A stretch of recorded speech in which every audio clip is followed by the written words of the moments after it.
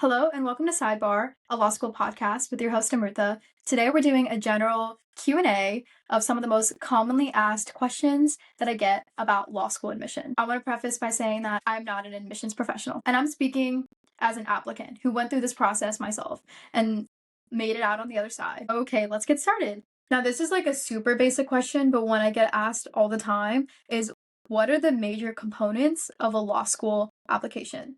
Everyone knows that you have to take the LSAT and that you have to submit your transcript. You also have to write a personal statement. Oh, and letters of recommendation. You will need at least one from a professor.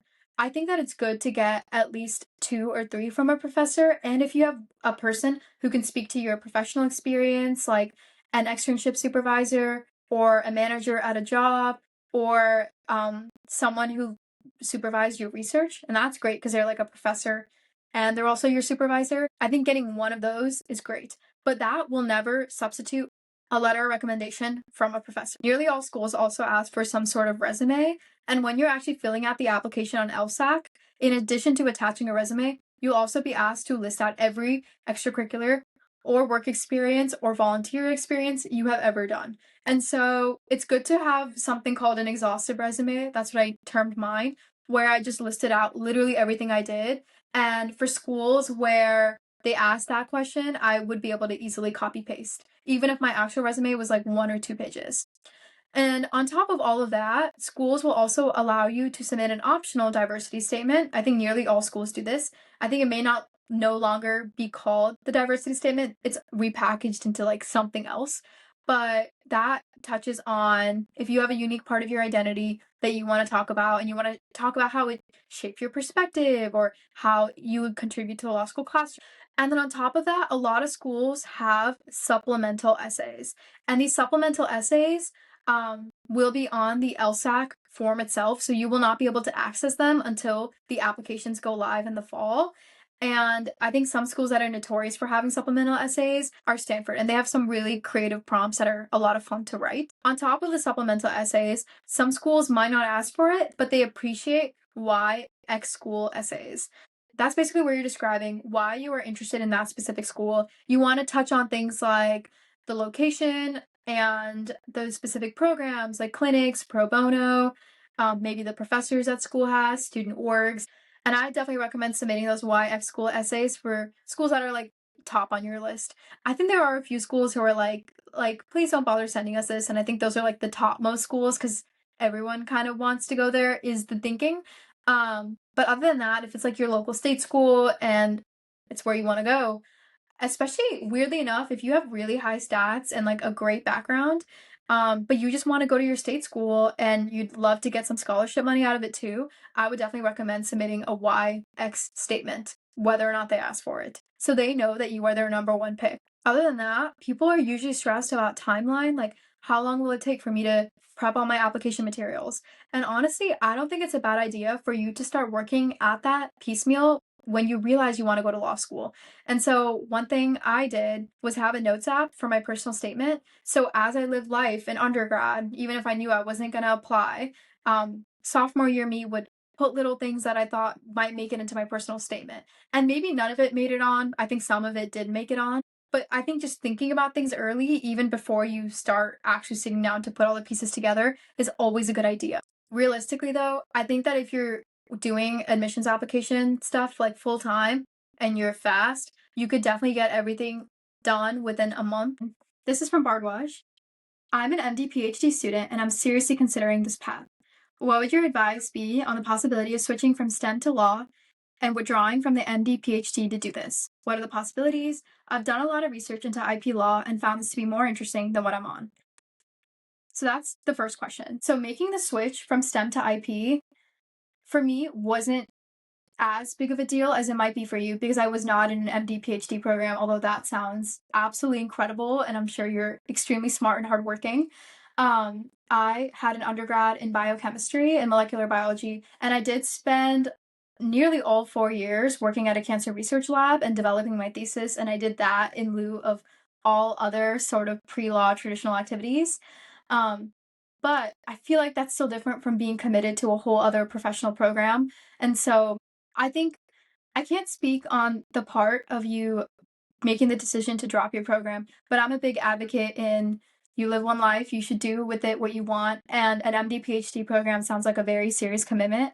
And I think if you're not all in and you're kind of feeling like this isn't the place for you, then maybe trust that instinct. But with that being said, I think in law, you will be welcomed with open arms. I think that making the switch to IP law or patent law specifically could be a great option for you. I assume you have some sort of undergrad degree in STEM. To qualify to take the patent bar exam, you have to be one of these bucket A, where you got a degree, specifically a Bachelor of Science, in one of these enumerated categories, and then you're automatically eligible to take the patent bar. Then there's bucket B, where you think you might qualify based on your degree being basically covering those first requirements, or you have enough practical experience to basically be the same as that first bucket. And so those are like the two different pathways to be patent bar eligible. Now, the funny thing is, with actual practicing patent attorneys, it's definitely not required to take the patent bar. So being an IP, there's quite a few different things you could do. You could do IP litigation, where most of the time taking the patent bar is actually not a requirement. People will note that they're patent bar eligible, meaning they have a STEM background, but very few actually take the patent bar, which is really interesting. Then you have the bucket of people who are doing transactional work in the IP space. And this means they might be helping life sciences companies or tech companies with their contracts, negotiations, acquiring companies, things like that. That transactional work, more often than not, does not require a STEM degree. And then within the patent space, you also have patent prosecution. And now that does require you to take the patent bar exam. So those are the three buckets of patent law. And this is why I get really frustrated when people on the internet say to be an IP lawyer, you need to have a STEM background. That is 100% not true. And I know I'm going on a little bit of a tangent here, but this is just within the patent world, and you already do not need a STEM background. IP does encompass patents, but also trademarks, trade secrets, copyright. Like, there's so many different things you could do. Do you think that the attorneys who are working for Taylor Swift and doing the copyright law aspect of our work really need a STEM background? Probably not. I mean, I could be wrong. Maybe literally every single lawyer on that team happens to have a STEM background, but I would bet that they don't. So, just putting that aside. With that being said, though, having a STEM background does give you a big advantage, specifically if you're recruiting for like legal teams where they're doing patent work. Because even if your background is probably in medicine and maybe like, so that would make you part of like the pharma bio side of the patent world, it would still make you more appealing to even do like the engineering patent work just because you're patent bar eligible. I think especially when you're like at like the partner level, it can be something that's appealing to clients. That's obviously something I know a little bit less about. But in terms of recruiting, the fact that I did biochem made me seem more attractive to people, to patent teams, whether or not all their work was actually in like the pharma space or something that would have been remotely related to what I have expertise in. I think as far as law firm recruiting will go, or you finding a job in the patent space or the law firm space, I think you'll actually have a pretty easy time. I actually knew attorneys myself who got their JD after getting their MD PhD. So like you would not be alone if you, I don't know how close you are to finishing out this degree, but if you're pretty close and you're like, I like learning this stuff, I just don't want to be a doctor or be in research, which is fair. I think that you might actually have a good shot of then doing law and then being a patent person. I don't know what this path exactly looks like, but I also met quite a few people who worked at a law firm and they didn't yet have their JD, but they had this like technical background, like the way that you're describing, something higher than like an undergrad experience. And they were assisting attorneys draft the patents themselves. And usually that law firm was also paying for them to do their JD part time. I feel like this could be an incredible opportunity for you, assuming that you're okay finishing out that degree or you realize, I don't want to drop this degree, but I don't want to be in that space. You could go at a law firm, do patents that are in that like life sciences space. A lot of patent prosecutors that are in life sciences actually have higher degrees, like MDs, like PhDs. it is harder to be in patent prosecution and only have a bachelor's degree. Like someone like me with just a biochem degree, it'd be harder for me to enter that patent prosecution world in life sciences. So I think the other thing you'd want to consider, this might be too early and this is something you could totally figure out in law school, but which of these three buckets do you see yourself sort of fitting in? One thing that would be maybe more challenging for you, maybe not, is finding a narrative that explains why you want to go to law school, just because you're already in this other advanced degree program. So you'd probably want to explain what it is about law that draws you. Maybe it's the innovation and trying to obtain a patent in the pharma space. And that's something that you've had hands-on experience with in your research background. Then the patent prosecution side might be like, it might be really easy for you to craft a narrative that ties up with patent prosecution. But if you want to be a litigator, if you want to argue in court or do research on case law, draft briefs, I'd first ask, do you have any experience with that sort of writing? If not legal writing, but just like any sort of longer substantive writing, maybe if you publish a lot of papers, but then that could be a great option for you as well. If you want to do transactional work, do you have some sort of understanding of business or background in business? Again, none of these are required, but it could be a way for you to tie your narrative into your why law. And I would just talk to a lot of attorneys in this field, practicing attorneys, and try to get a sense of if this is like lifestyle day to day, something that you like. I think that some people have this misconception that maybe physicians are more or less busy than lawyers. And I don't want to comment on professions as a whole, but if you're a big law attorney doing patent work, I do think you are going to be very busy. So I wouldn't necessarily think that this is like an easier life path. But I personally do find this sort of work fascinating. And so, anyways, I'm very excited to hear that you're considering law. Okay, so you also had a second question to this. Would you please be willing to share how you can make yourself more competitive for law schools in T20 and what you can actually do in IP law? I think I kind of covered what you can do in IP law and like the three major buckets, but as for what would make you more competitive in law school. So that's tough because there's like a billion things you could do to make you more competitive in law school. I think it is different from med school applications from my preliminary understanding of med school applications, which is that truly you can have like any walk of life. So to apply to med school, you have to take a certain amount of courses. Even when you're taking the MCAT, you are being tested on a certain subject matter. I think like when you're thinking about the difference in application for law school versus med school, that exact same phenomenon is true, where again, in law school admissions, the LSAT is a type of exam that is testing your reasoning and logic and reading comprehension abilities. It's not testing specific subject matter, whereas the MCAT totally is.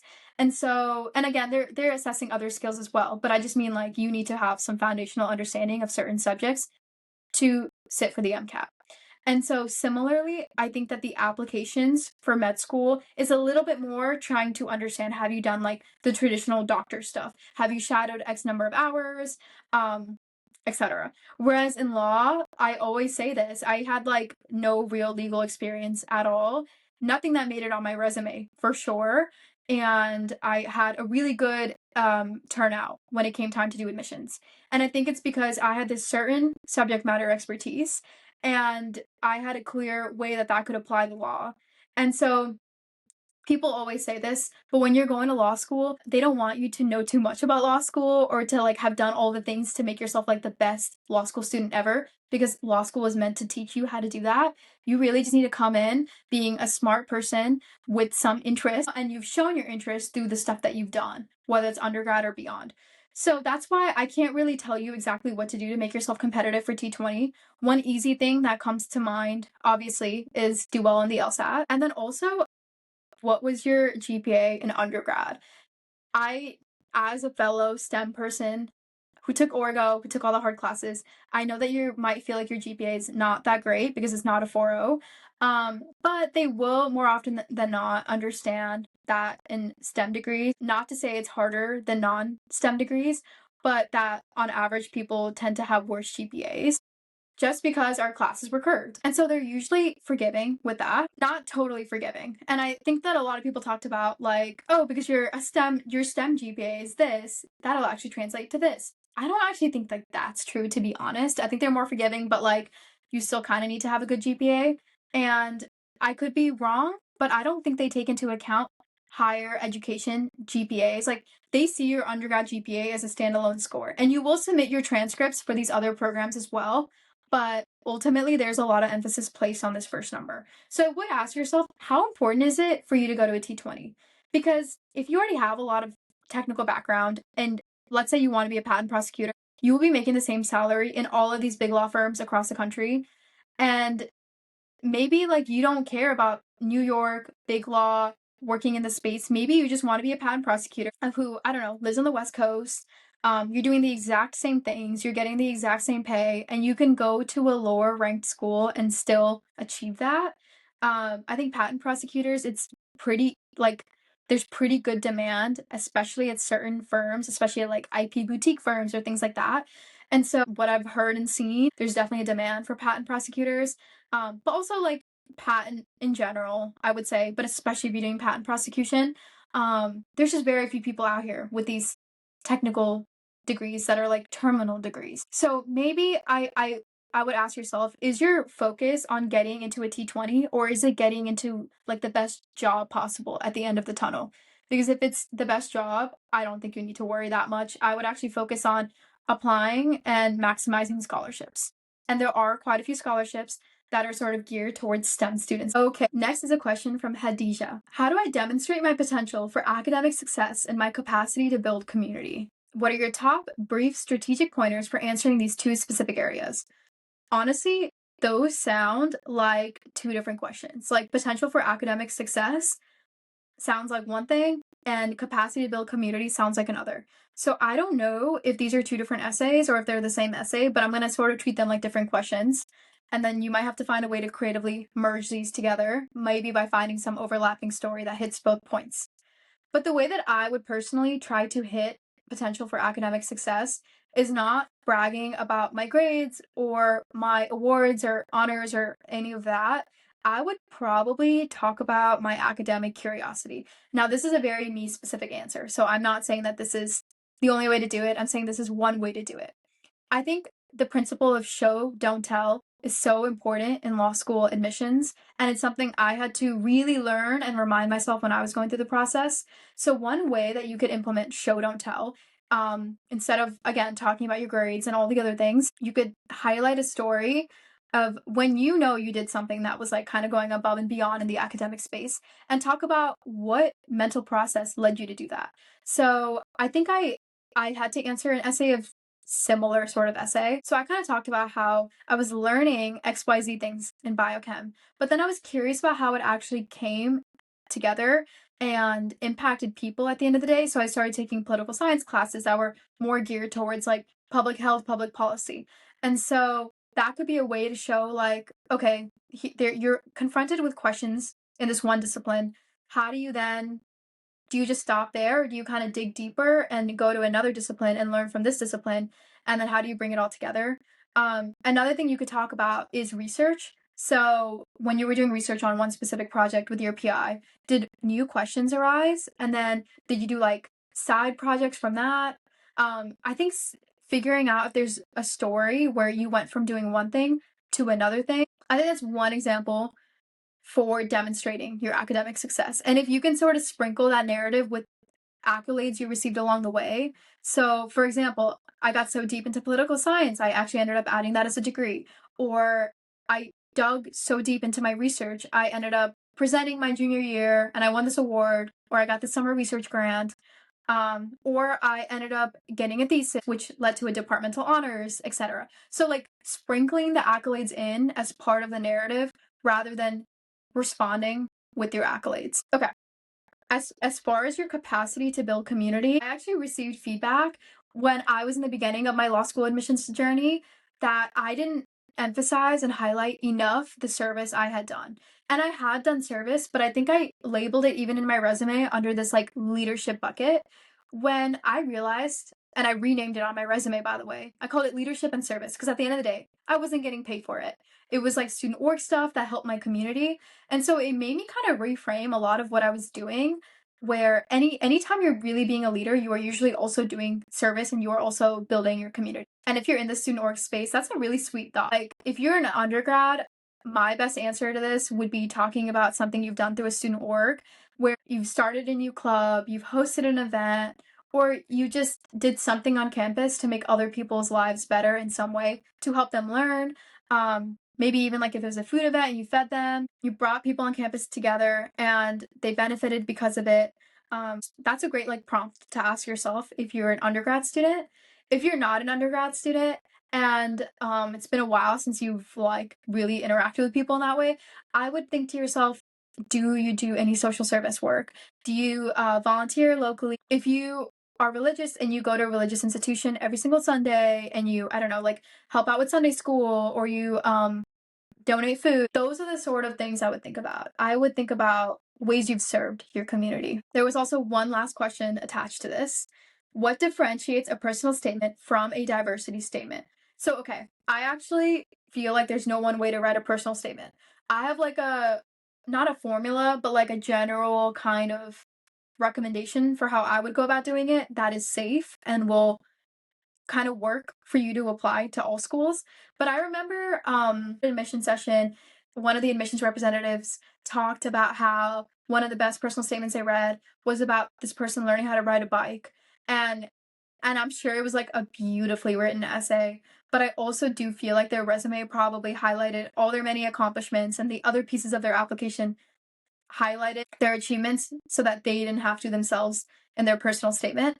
And so if you have a gut instinct that that could be you and you are this like magical person, and you're a beautiful writer, I would say like write something creative and beautiful. I've noticed that when I tend to write essays like that, it almost feels like this is not meant for an application package. This might be meant for like my journal, my diary, my friends. Maybe something that doesn't feel like it's meant to be read by like admissions representatives. And so if you feel similarly aligned with me in that, um, this advice might be more applicable to you. So I think my personal statement as a way to highlight like my professional trajectory and my idea of who I want to be, starting with like who I was, who I am now, who I want to be. And hitting all three of those components is super important. And so that's exactly what I did. I started by saying that, I was interested in medicine. I love biochem, still do, but I found myself sort of unsatisfied with what that would look like and how I love writing and how I love speaking and all these sorts of things that just felt like better suited to law. Then I did my research. Then I realized I want to be this kind of lawyer. And so that's sort of how my professional statement went, in like extremely broad terms. And I had specific stories and moments of realization that guided me towards that ultimate goal. Whereas my diversity statement, I was not necessarily trying to have the readers think I'm this like professional genius, like built for the workplace. I was more so talking about something very personal to me. I mean, my love for reading and my love for teaching English. I talked a lot about how I read books as a way to learn English and as like I don't know, like a coping mechanism basically when I was a child. And then my parents started a learning center and I taught English to students. And honestly, like that might have been like a great personal statement for like a teaching degree, but I submitted that as my diversity statement. And I think that that was actually a piece that I was way more proud of than my personal statement just because it was so personal. I didn't explicitly say this is how I will contribute to the law school classroom, but I think it was sort of obvious. Um, and I do want to emphasize now with recent policies, I think it's good to make it explicit if you are of a certain background because then you're kind of cluing admissions readers into what your background is and they don't have to guess. I had done that in my application, even back when you had to mark the ethnicity box, because it just kind of tied into the narrative. But I would be very explicit about that. Don't hide your ethnicity or any other quality you have that might make you diverse. Be like bold about that in your diversity statement. And again, don't stress too much about how exactly that's your quality is going to make you contribute because obviously the diversity is important in and of itself and usually admissions readers will understand that. Okay, a couple questions from Ethan. Hey Rutha, I saw your TikTok on the fee waiver, and I was wondering if I could still email the T14 schools asking for a merit-based fee waiver, even if they have a form for it on their website. Would it be easier to just email the same template to them? I had posted like a fee waiver template. Do you think they will care? Okay, I'll link the fee waiver template video down below, I would still say it's worth emailing them. If you haven't already been bothering them with emails, that's super important. If you're emailing an admissions team more than a couple times, I really feel like you're on semi red flag territory.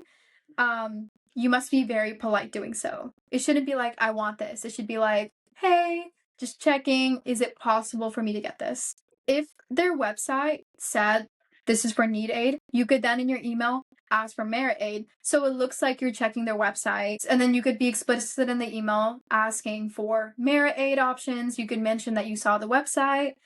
But I will say the schools that have like a fee waiver application on their website, in my experience, they've been pretty good at the turnaround.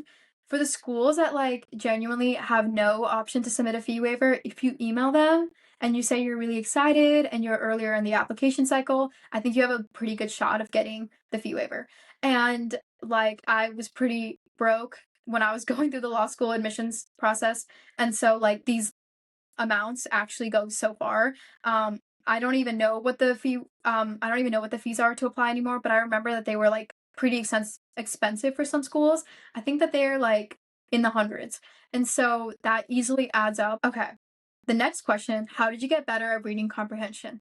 I think I'm going to dedicate a whole separate video to the LSAT because that is like a thing in and of itself. But I have sort of a weird strategy for reading comprehension that's like a mix of like stuff that I learned through the process, people's tips online. So this is like sort of how I attack the reading comprehension section, knowing that that was a section that I think one of the sections I was worst at in the beginning, and I think by the end I was like very dialed into reading comprehension. Like honestly, like I love doing reading comp, which is it's crazy that I'm even saying that. The way that the answers are designed in reading is that if one small piece of it is wrong, the entire answer is wrong. So in practice, I began by highlighting or underlining little pieces of each answer that, like in my gut, feel like there's something wrong there. And it's so weird because once you have this mentality, you go through reading sets, you'll realize, like, oh, wait, this answer sounds great, but this one part is like overly broad. Like, there's no way this can be true all the time. And then you start seeing the parallels between reading comprehension and logical reasoning. It's like insane. Trust me on this. Once you knock out the answers that have to be wrong, one way or the other, you're usually left with one or two that don't have anything wrong. And then you pick based on your gut.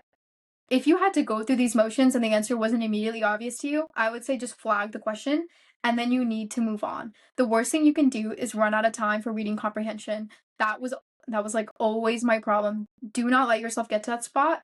Flag and move on. The flagging method helped me with not wasting time looking back at the passage, and I got to a point where I was finishing early enough to look over my flagged questions. And then after having read the entire thing, gotten your reps in, you might be able to reassess and figure out, okay, that one's obviously the right answer. But I will say, more often than not, and I'm literally cringing right now because I just took my professional responsibility exam last month and I ended up changing one of the answers.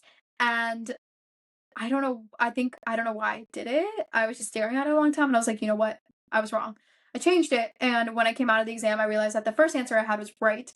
So here's my lesson to you. Do not change your answer unless you know for a fact that the answer you're changing it to is correct. Like you have to have realized something new that you missed the first pass around. So it takes a while to sort of practice with this reading comprehension method, and you're going to see this across all of the LSAT prep books. You can't make the answers work for you. You can't advocate for them or be their defense. You have to vigorously attack them, and the ones that stand up even after being attacked are going to be the right answers. So that mindset shift really helped me in understanding the LSAT. Also, a question I get asked way more often than you would ever think is, should I reach out to the admissions team to ask this specific question? And what I hinted at earlier still applies. If you've already reached out to the admissions team a couple times for various requests, you definitely don't want to annoy them or bug them or have them think that you're maybe like not the most professional person. But if you've never reached out to an admissions team and it's like January, you submitted your stuff back in like September or October and you haven't heard anything, I think it's a great idea to follow up with a letter of continued interest, which is basically you stating maybe updates to your resume like, oh, I got a new job or I found out I got this or whatever. But also reaffirming your interest for the school. Like maybe you visited campus and you talk to current students and you love it. And just like, like don't even like ask them like, oh, when are you gonna let me know? But I probably wouldn't ask that because They usually have a date that they tell you that they're gonna let you know by. But I think things like that can get the ball moving forward. But just remember that all your interactions with them have to be professional and courteous.